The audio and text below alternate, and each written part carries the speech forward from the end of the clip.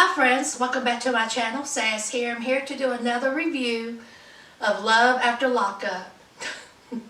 Since I didn't put one up last week, and y'all, when I tell you I watched last week's episode, honey, this week wasn't much better.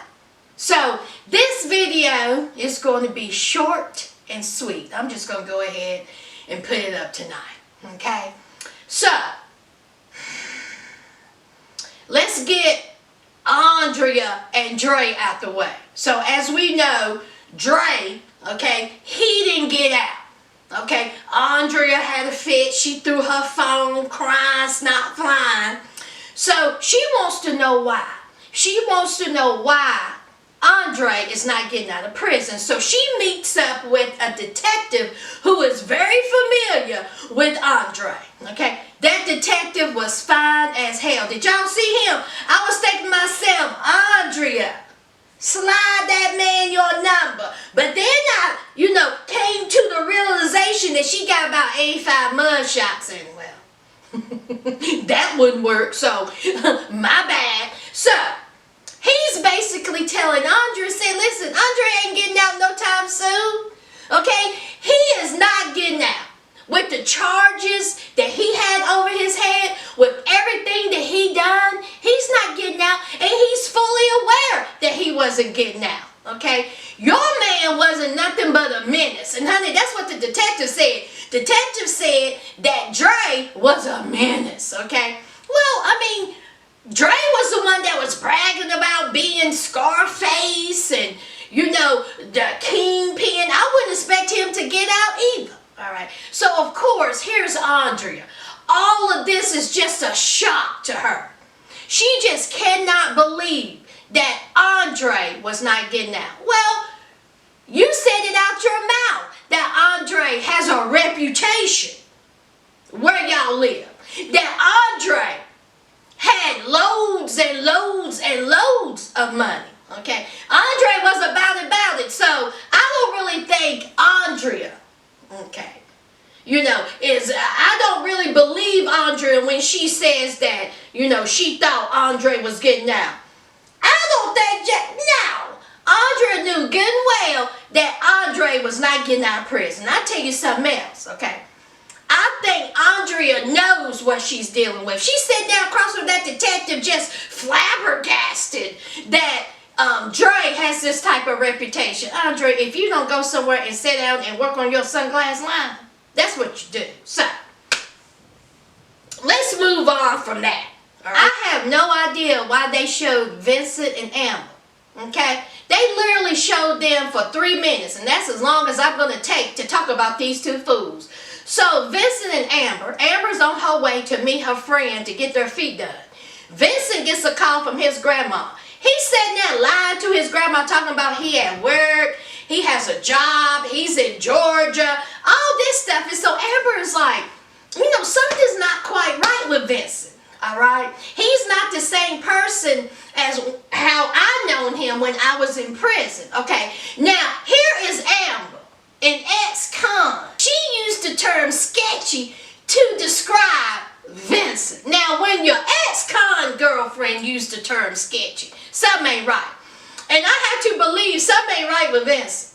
All right? Now, I don't know what his agenda is with the whole, adoption. He wanted to adopt Puppy, wanted to adopt Amber, talking about for financial reasons. And now he lied to his grandma. Why he got to lie to his grandma about working? He don't want his grandma to know that he's down there with an ex-con child. Whatever. So Amber goes and meets up with her friend. And she's just telling her friend, look, there's something not right about him. Okay? I just got an uneasy feeling. And so the friend was like, listen, okay? Is he a con artist? That's what the friend said. The friend said, don't you worry, I'll find out. Okay, if there's something up with him, I will know. Okay, guys, all right. Amber and Vincent got to be the most boring couple on this show.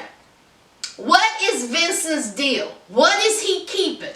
All right, is he just someone who's just holding a secret? What's going on with these two? And why do they keep showing them? Ugh, child, moving on. All right, and her man. What's her man's name, y'all? Alexander. Is that her name? So, Gloria, all right, she's a little bit of comic relief. I think she's funny. I think she's a little ditzy, all right? So, she met Alex through her cousin. Her cousin was doing time in the same prison as Alex, and so her cousin was trying to do a little hookup, all right? So, that's how they met. All right, Alex is in jail for armed robbery. He has been in prison for 2 years. Gloria and Alex been talking for, I think, 8-9 months. So, it's time for him to get out of prison. Now, here's Gloria. Gloria, full face, y'all. Makeup and all, child. Hair done, everything. She got about 5,500 balloons. Y'all, what's wrong with her? I said, what you doing with all them balloons, girl? What's he gonna do with them balloons? So here she walking with all them balloons, and so she's waiting on the outside of the pearly gates for her man. And so while she's waiting there, she hears shots, and it's like da da da da da da da da da, and she's going, "Are those gunshots?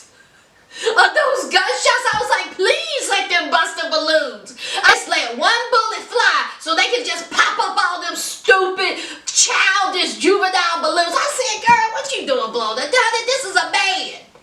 Okay? You think he care about them juvenile balloons? He ain't 8. So he finally gets out. Okay? Honey, he smiled. He a little short little thing, all tatted up. And they kiss, kissy, huggy, and they love each other. So they get to the car, and so she was like, "Here's your balloons, honey." He was like,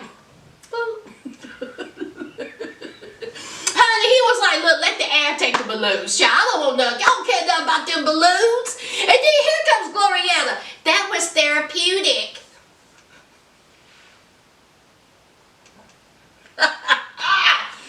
What's wrong with her, y'all? Child, I had a good laugh at that, because that's the only thing I laughed about during this episode. Child, that's it. All right, let's talk about Cheryl and Josh. Another one. Baddie, cuckoo for Cocoa Puffs. What's wrong with Cheryl? Cheryl is at the hotel. Josh shows up. Kissy, huggy.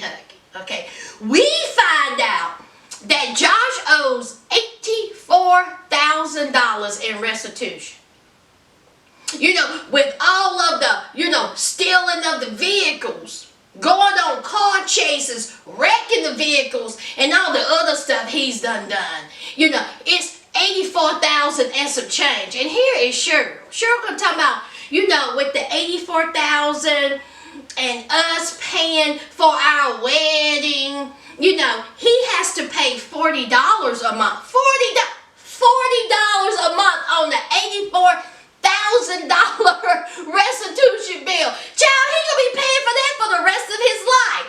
And before he can get his license, he has to take care of the restitution. Honey, that boy ain't gonna never drive again. So she was like, instead of you paying $40, I think you should pay, $100. And so he was like, "Listen, I can only pay what I can pay. I don't have a job. Okay? So if I can pay $40, then that's what I'm going to pay. There's not more I can do." So she was like, "Well, listen, we got this wedding. You have to get your license." And he was like, "Listen, before I can get a job, I have to get my license, which means I have to pay towards this restitution." So she gets all tore up, all right? And she was like, "You talking to me in some type of way." He had some type of snide comment she didn't like, and honey, she got bent. She started screaming, yelling, crying, and she was like, "I have been there for you. Okay? I have been there for you the 2 years that you've been locked up, and this is how you talk to me?" He was like, "Man, I ain't trying to hear all this. Your mood swings is just tearing me up. I can't handle your mood swings." She was like, "Oh, you can't handle me?" She was like, "Get out. Cameramen, producers, everybody bring your cat, dog, pet goldfish. Get out. Get out." So here she goes outside of the hall of the hotel. Honey, Josh is sitting there chilling. Honey, the door shut. Josh on one side, she on the other side. She gonna talk about, "Josh, you're coming." Josh said, "Man, I ain't going out there screaming at you in the middle of this hallway. What's wrong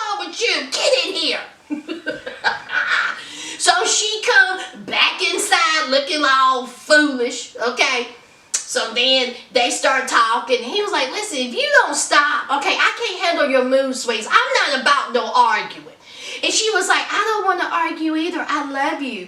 And she was like, you love me, I love you. And then it was back to kissy, kissy, huggy, huggy. I'm telling you what, love after lockup produces. If y'all don't stop making these manufactured arguments, that whole argument was stupid. It was just dumb. No sense. All right, now let's talk about Lizzie and Daniel. All right. So last week, Daniel's mom, Teresa, called Lizzie a drunk. She drinks. Honey, she was so serious about that when she let that out. Honey, I was like, girl, so Daniel, he has to stay with his mom, okay? But he's like, I don't want to stay with my mom, okay? The only thing my mom do is talk about Lizzie. She talks her down. She don't have anything good to say about Lizzie. You know, it's negative, negative, negative. And that's not good for me in my state of mind. And I just can't take it. So here is Teresa, all right, bringing up Lizzie. Lizzie's not good for you. Lizzie likes to drink. You know, I don't want you to go down the wrong road. And he was like, Mom, if you don't shut up, okay? All right, I'm fine.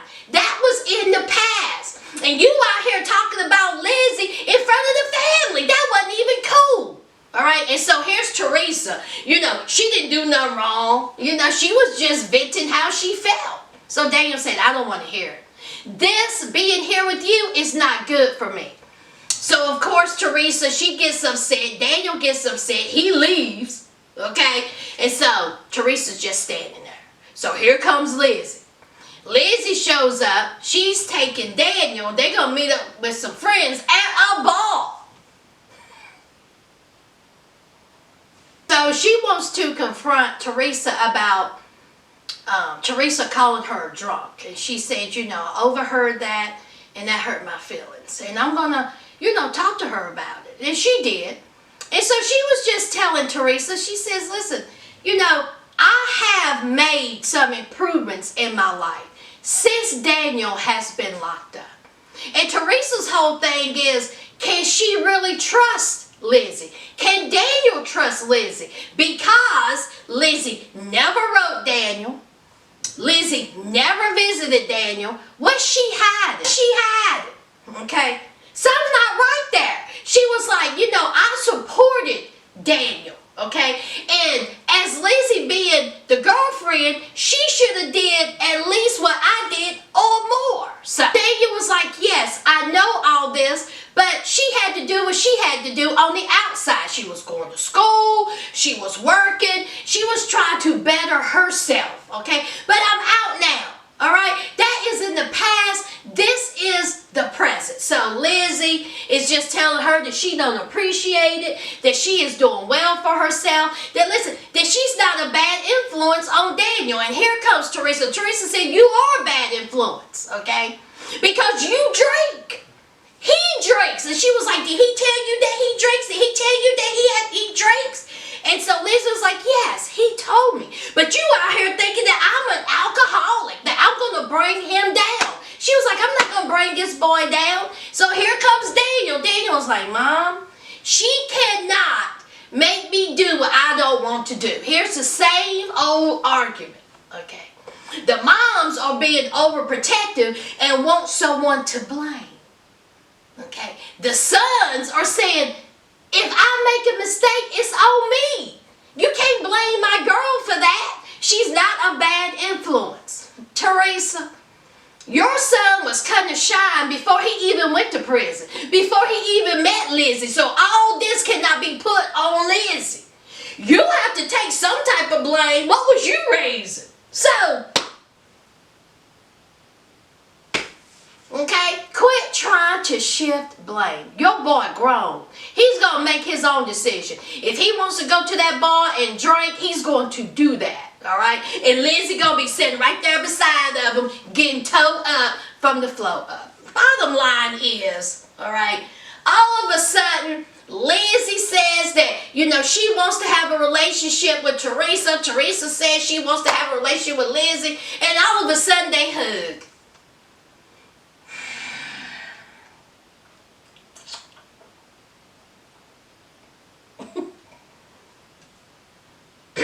Let's move on. Now let's talk about VA, Lacey. Lacey finally done brought her butt back home for her kids, all right? And so her dad was like, oh, how was the photo shoot? Honey, Lacey sitting there lying her butt out, talking about, it was interesting. It was great. It was great. So he was like, well, all did you do? Different things, just lied. So he was like, well, we had a storm and it's done tore up our backyard. So she goes out there, the backyard is just a complete disaster. And she says, this backyard represents my life. Okay, it is just a destroyed place. All right. So she has a secret and she talks to her dad, and her dad brings up John. And so she was like, listen, I got something to tell you. Okay. I think John is the father of Marlo. Honey, the reaction of her dad. Her dad said, what? He said, are you serious? And she was like, yes. She was like, around that same time, she was still married to her ex-husband, but she was banging John, and Marlo happened between that time frame. So he was like, you got to be kidding me. And she was like, I haven't told anyone, and I just need to tell someone. So her dad was not happy. All right, so it's time for her to go and see John. And of course, she done spent all this time with Shane, and she said how much she has done fell in love with Shane.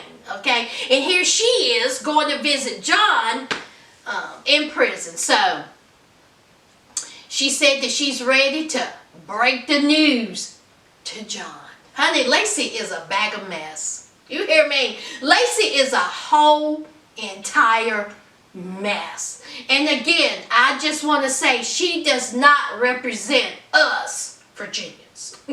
Don't you get that twisted. Guys, that's it. Okay? Short and sweet. I'm telling y'all, nothing happened. Absolutely nothing.